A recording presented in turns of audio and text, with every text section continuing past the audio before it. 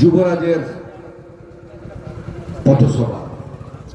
যুবরাজ হেঁটে যাবেন, তার জন্য ন্যাশনাল হাইওয়ে বন্ধ। আপনারা দেখছেন যে আজকে কলকাতা থেকে কলকাতাগামী গাড়িগুলো, এইসব ট্রাক গাড়ি সব আমাদের বস্তির উপর দিয়ে যাচ্ছে।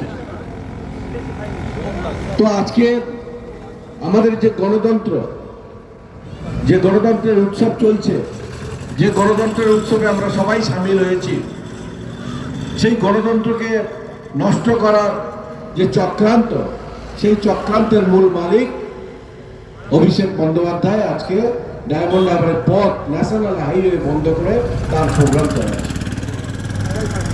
কিন্তু নির্বাচন কমিশনের যে বিধি নিয়ম, যে নিয়ম কানুন, ভারতীয় জনতা পার্টির কর্মীবৃন্দ, ভারতীয় জনতা পার্টির সৈনিকবৃন্দ তারা জানে, তারা সেই শিক্ষা পেয়েছেন যে গণতন্ত্রের উৎসব কিভাবে বানাতে লাগে, গণতন্ত্রের উৎসব কিভাবে মানতে হয়, কিভাবে শৃঙ্খলা আমরা বজায় রাখতে পারি, সেগুলো ভারতীয় জনতা পার্টির সৈনিক তারা জানে।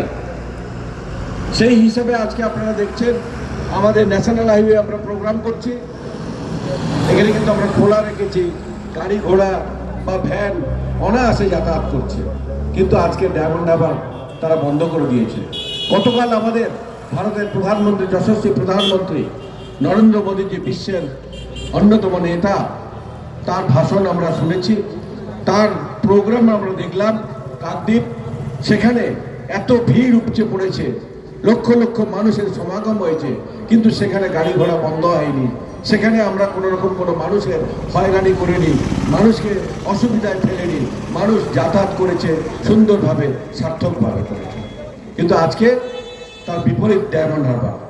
এইরকমভাবে যদি চলতে লাগে, ভয় ভীতি সন্ত্রাস যদি কন্টিনিউয়াস চলতে থাকে, তাহলে আজকে আমরা পশ্চিমবঙ্গের মানুষ যেসব আজকে ভয় করছি, সেই ভয়কে পিছিয়ে ফেলে আমাদের ভরসার জায়গায় আসতে লাগবে, আমাদের এগিয়ে আসতে লাগবে।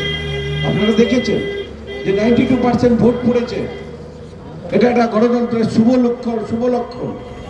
আজকে আমি যখন আমাদের যে এসডিও অফিসে আমাদের কতগুলো ডকুমেন্টস আমি যখন আনতে গেছিলাম, সেই এসডিও অফিসের কর্মচারীরা বলছেন, যে কর্মচারীরা তৃণমূলের আমলে যারা অ্যাপয়েন্টেড হয়েছে, তারাও পর্যন্ত বলছেন যে এই ভোট 92% ভোট, এটা একটা শুভ লক্ষণ এবং আমাদের মধ্যে বদল হওয়ার প্রয়োজন আছে, তারা নিজেরাই বলছে।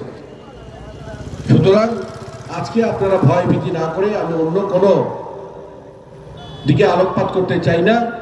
26,000 চাকরি গেছে, ওগুলো আর বলতে চাই না, সেগুলো আপনারা সবাই জানেন। পত্রপত্রিকা দেখছেন, আপনারা ইলেকট্রনিক মিডিয়াতে সব দেখছেন, কোথায় কি হচ্ছে আপনারা নিজেরা জানতে পারছেন। ডিজিটালাইজড যুগ, আপনারা সবই জানতে পারছেন, প্রত্যেকের হাতে মোবাইল আছে, সবাই জানছেন। সুতরাং ওদিকে আমি আলোকপাত না করে, আমাদের ভারতীয় জনতা পার্টি আগামী 5 তারিখ যে আমরা গেরুয়া আবির খেলব এবং আমরা পশ্চিমবঙ্গের যে শাসন, সেই শাসনের গদি আমরা বসবো, একদম সংকল্পবদ্ধ। অলরেডি আমাদের সব কিছু প্ল্যান প্রোগ্রাম আমাদের সেইভাবে এগোচ্ছে এবং আমাদের যে বাকি যে ইলেকশন আগামী 29 তারিখ বাকি আছে, আপনারা বিশেষ করে আমাদের এই মগরাহাট পশ্চিমে যে গৌরসুন্দর ঘোষ, যিনি আপনাদের কাজের মানুষ, কাছের মানুষ, পাশের মানুষ, নিরলস প্রচেষ্টা আপনাদেরকে দিচ্ছে এবং কাজকর্ম দিচ্ছে, তার সামনে সেই পদ্মফুল চিহ্নে আপনারা ভোট দিন এবং তাকে সহযোগিতা করুন, তার পাশে থাকুন এবং তিনি প্রতিটা সময় আপনাদের সুখে দুঃখে কর্মে নিশ্চয়ই তিনি থাকবেন, আগেও ছিলেন, এখনো থাকবেন। সুতরাং আপনাদের সেই অঙ্গীকার আমরা করে যাচ্ছি, সেই প্রতিজ্ঞা আমরা করে যাচ্ছি।